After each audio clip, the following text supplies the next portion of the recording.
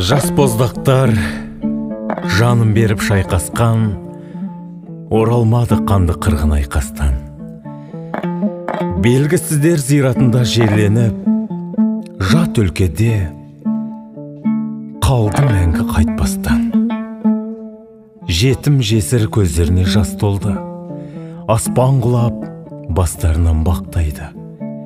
Қара жолдан көз алмаған аналар жолға қарап өмір өтті қартайды.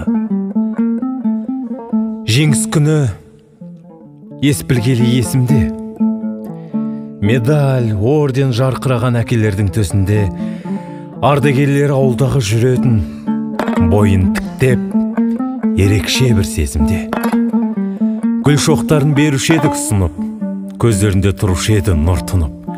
Жеңімпаздар деген сөзді естісе, жан жарасын, тән жарасын ұмытып. Енді міне, ардагерді ауылда енді қалмады. Ескерткіш боп таста қалды таңбасы. Ұрпақтары суреттерін көтеріп бара жатыр, өмірінің жалғасы.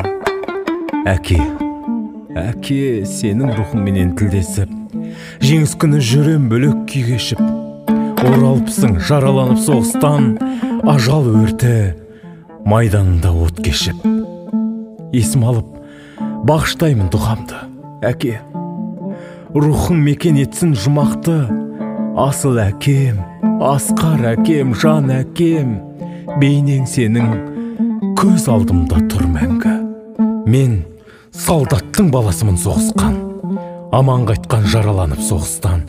Сол себепті жеңіс күнін күтемін, әкем келе жатқандай боп алыстан.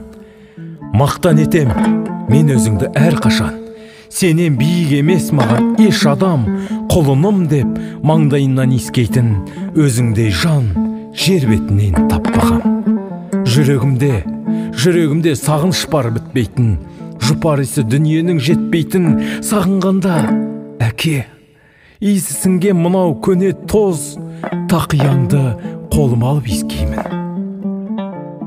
Тақияңды қолым алып иіскеймін.